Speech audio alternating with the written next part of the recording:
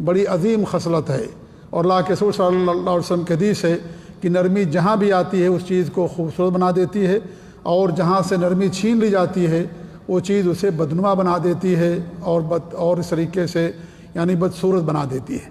تو نرمی یہ دعوت کی اصل ہے کہ انسان اپنی دعوت کے اندر نرمی دکھائے۔ اللہ کے رسول صلی اللہ علیہ وسلم کی حدیث ہے، مسلم کی روایت ہے، ان اللہ رفیق یحب الرفق، اللہ تعالیٰ نرمی والا ہے، نرمی چاہتا ہے، اور نرمی پر اللہ تعالیٰ وہ کچھ دیتا ہے جو اس کے علاوہ سختی پر نہیں دیتا ہے۔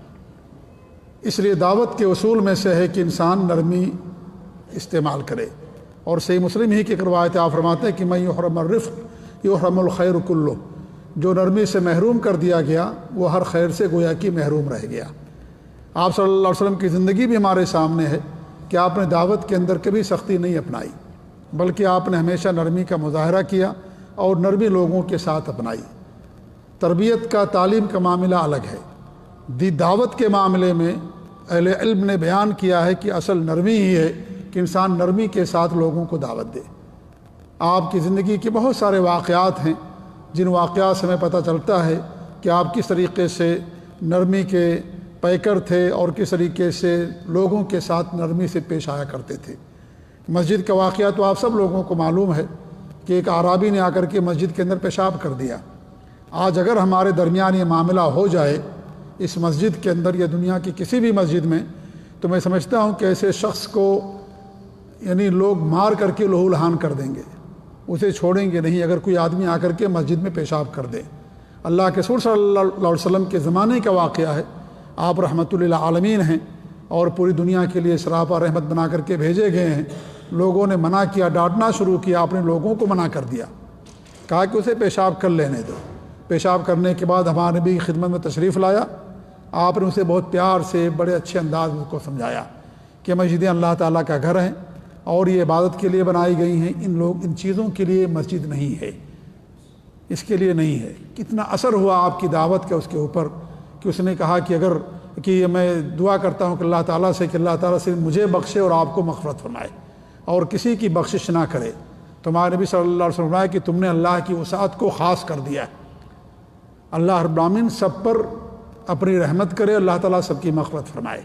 تو اس طریقے سے آپ نے بڑے اچھے انداز میں انہیں دعوت دی اور بڑی نرمی کے ساتھ آپ نے ان کے ساتھ معاملہ فرمایا۔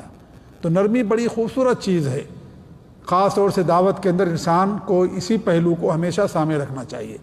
اس طریقے سے ایک نوجوان ہمارے نبی خدمت میں آتا ہے اور وہ کہتا ہے، سب کے سامنے بھری محفل ہے، آپ صلی اللہ علیہ وسلم تشریف فرما ہیں، صحابہ کرام کا جمگھٹا ہے، جھرمٹ ہے، اور آپ کے ساتھ صحابہ کرام تشریف فرما ہیں، سب کے سامنے آ کر کہتا ہے کہ مجھے زنا کی اجازت دے دیجیے، میں زنا کرنا چاہتا ہوں۔ آج یہ سوال اگر کوئی ہم سے کرے تو ہم ناراض ہو جائیں گے، آگ بگولا ہو جائیں گے، لوگوں کے سامنے ڈانٹنا شروع کر دیں گے۔ تجھے شرم نہیں آتی ہے؟ تو مسجد کے اندر آ کر کے ہم سے زنا کی اجازت چاہتا ہے، تجھے اتنا بھی نہیں معلوم ہے؟ کتنا بڑا جاہل انسان ہے تو، کس قدر انسان، ہم کس قدر اسے سختی کے ساتھ اس کے ساتھ پیش آئیں گے۔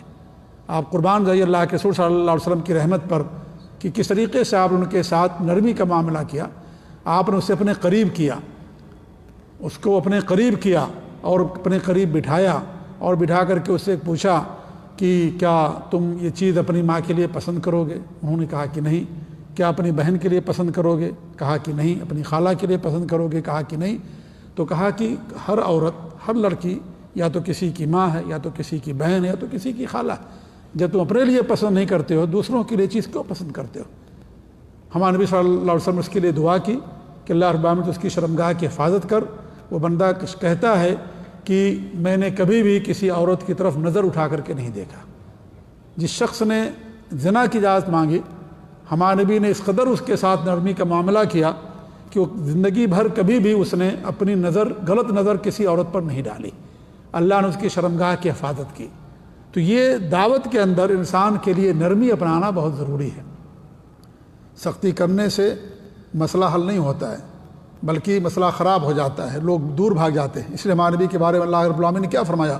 وَلَوْ كُنْتَ فَظًّا غَلِيظَ الْقَلْبِ لَانفَضُّوا مِنْ حَوْلِكَ، اگر آپ سخت دل ہوتے، سخت جاں ہوتے، سخت طبیعت کے مالک ہوتے، آپ کی زبان کے اندر سختی ہوتی اور اس طریقے سے، تو لوگ کیا کرتے؟ آپ سے بھاگ جاتے، لوگ آپ کے ارد گرد جمع نہیں ہوتے، لوگ آپ کے قریب نہیں آتے۔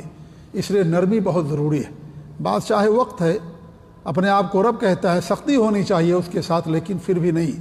اللہ فرماتا فقولا لہ قولا لینا، نرم گفتگو کرنا جا کر کے اس سے بادشاہوں کے سامنے بطور خاص، کیونکہ اس کا ایک مقام ہے، اس کا ایک مرتبہ ہے، اس کی دعوت دینے کا انداز الگ ہے۔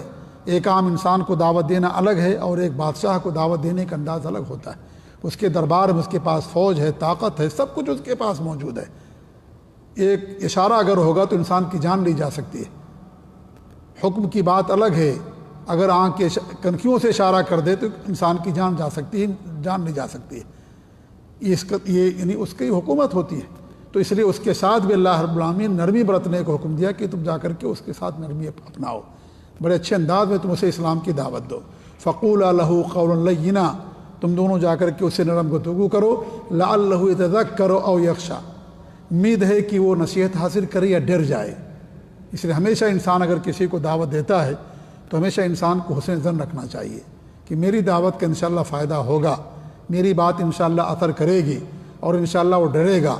اگر انسان پہلے سے اپنا یعنی یہ سوچ لے، موڈ بنا لے کہ ہماری بات کا کوئی اثر نہیں ہوگا، اور اس طریقے سے کچھ ہماری بات وہ نہیں سنے گا، تو یہ کیا ہے؟ یہ منفی چیز ہے۔ دعوت کے اندر انسان کو مثبت پہلو سوچنا چاہیے کہ آپ کی دعوت سے انشاءاللہ اس کے اوپر اثر ہوگا۔ انسان دعا بھی کرے، تمام یعنی وسائل استعمال میں کرے، اور اس طریقے سے دعوت دیتا ہے تو اللہ تعالیٰ اس کی دعوت کے اندر برکت دیتا ہے۔